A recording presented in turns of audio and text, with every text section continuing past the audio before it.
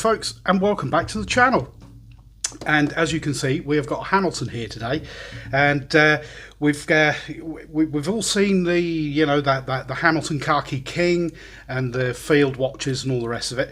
But I was contacted by a subscriber to the channel, and who is he's just a great guy, an all-round good egg, I think is the best way to describe him. This has been sent in by Matty S, and this I think is a real sleeper of a watch from Hamilton. As you can see, I've already taken the outer box away because there's no point doing all that, because we all know about this this wooden case that they come in, and then we open that up and there we go. How about this? This is the Hamilton Jazzmaster Traveller GMT, and the reference number for it is H32625555. I'll just move that out of the way, and here we go. And yeah, it's this has really surprised me. It's not one that I'd particularly paid much attention to, although I am a bit of a Hamilton fanboy, I have to admit. But this is yeah, I think it's a cracking watch. Dimensions, we'll begin as always with those, and from the 3 to the 9 across the centre, because as you can see we've got two crowns there. That is 42.6 mil, including the crown going across that way at the widest point was 44.9. We've got a lug to lug of 51.7, and we've got a thickness, including that domed sapphire crystal, is 11.5. We've got a lug width of 22 millimeters and an overall weight on the supplied ostrich leather strap of 93 grams. Construction of the watch is all 316L stainless steel, and we'll move in and have a closer look.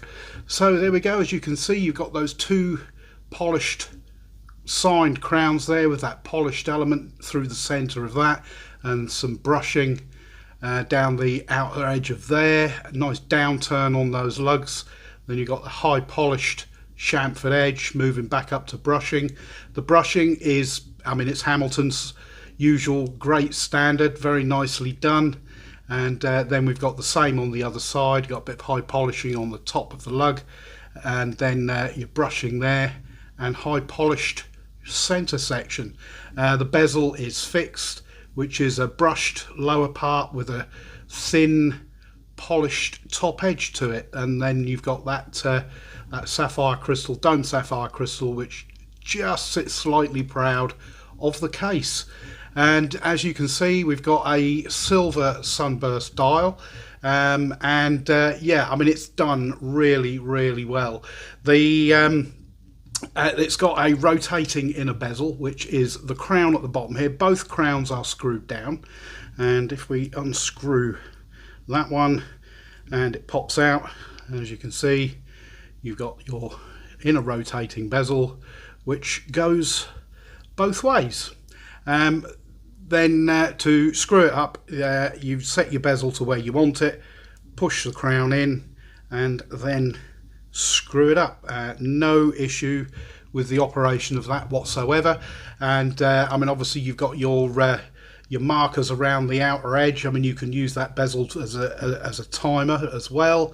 And then around the inside of that, you've got this this kind of slightly brushed silver element with 1 to 24 Arabics inside that, and then moving into your applied indices with Arabics at 12, 6 and 9. And I have to say that the actual finishing on the dial of this watch really is top notch. I mean, I've included a little bit of macro at the beginning of this, and I'll probably drop some in during the kind of process of this video as well, so you can really see just how crisp and sharp everything is done.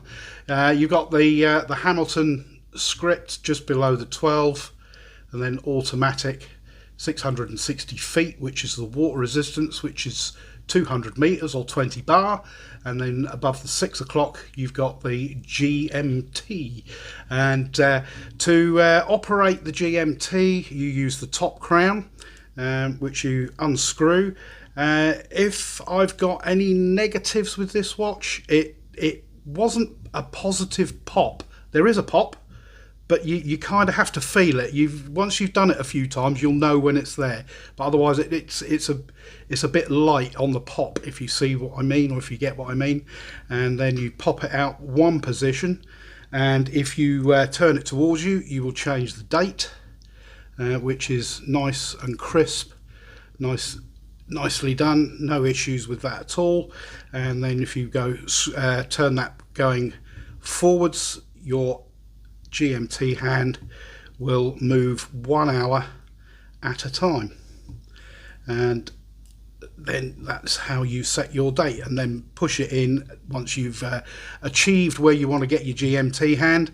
And or if you want to change the time, you pull it out 2 positions, and the movement, as you can see, will hack, and then you can change your time, and obviously the GMT hand will track along with it. So yeah, I mean, it's this feels very smooth.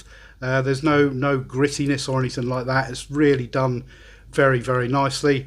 And then push in and screw up. You know, obviously, if you're going to get this wet, yeah, don't forget to have those both those crowns screwed up. So I mean, if you look at the lugs, have got a nice curve out. No crown guards as such. They are slightly recessed into that case, but you know, I've not experienced an issue with them. It's not uncomfortable on the wrist or anything like that. Right, if we just open this strap up a minute, we'll have a look at that.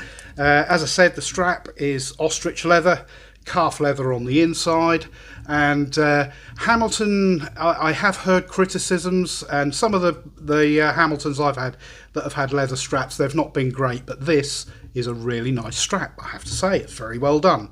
You got a little bit of padding at the top there, you got your contrast stitching, and it tapers down from 22 to 20 millimeters at the far end. Plenty of holes for adjustment, and the inside, which is calf leather. And you've got the strap code number on the inside there, Hamilton and 22. And then at the other end, you've got a sliding keeper and a fixed keeper with the buckle, which is actually really nicely done. It is, despite my smudgy fingers on there, it is actually a mixture of brushing and polishing, and it's nicely executed. The pin buckle fits in that slot just nicely, so yeah, no problems with that. The case back, you can see the movement inside, there we go, and the Hamilton signed rotor. The movement inside this is an ETA 2893-2, 28,800 vibrations per hour. They haven't slowed this one down. Hacking and hand winding, 21 joules. I couldn't find anywhere what the power reserve was for this, but I'm going to guess it's going to be, get rid of that thumbprint, it's going to be around the kind of the 40-hour mark, I would think. Unless any of you know different, then please let me know in the comments. Various information written around the outside, which is Swiss made, and then you've got serial number, water resistant to 200 meters. The 200 meter water resistance, I think, is absolutely brilliant, and that's a great thing to have. So yes, I think that this is really a very nice watch. Price wise, there currently GBP retail is $995, and which is US dollars is about $1,320 dollars, not pounds, dollars. We'll give the Lume a little bit of a UV charge up, then we'll drop the lights and have a look at that. It's a Hamilton, so it's not going to be exceptional, but having said that, it was actually not that bad. I'm not too sure what I've done there. Zooming out, zooming out, zooming in, too far. There we go. And then we'll drop the lights down there. So yeah, the Lume is useful and it does last. It's evenly applied, very well done. I haven't really got a complaint about it, which is unusual for a Hamilton. I mean, the Khaki King that I had was not the greatest, so as we all know, we've seen it before with Hamilton. That's never been their strong point. But yeah, I think this is kind of an all-round really, really good. It's a GMT watch, very nicely put together, nicely finished. Yeah, a real sleeper. So yeah, thank you, Matty S, for sending this in. That is extremely kind of you, and really, really do appreciate it. So let me know what you think of this Jazzmaster Traveller, the GMT. I'll give you the serial number again. I'll even write it on the screen somewhere. Is the H32625555.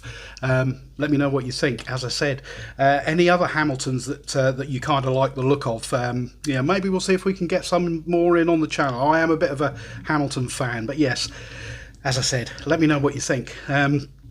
So yes, that's it for now. Don't forget to like, comment, subscribe and all the other good stuff, and thank you very much for watching as always, and I will catch you all in the next video. Cheers for now.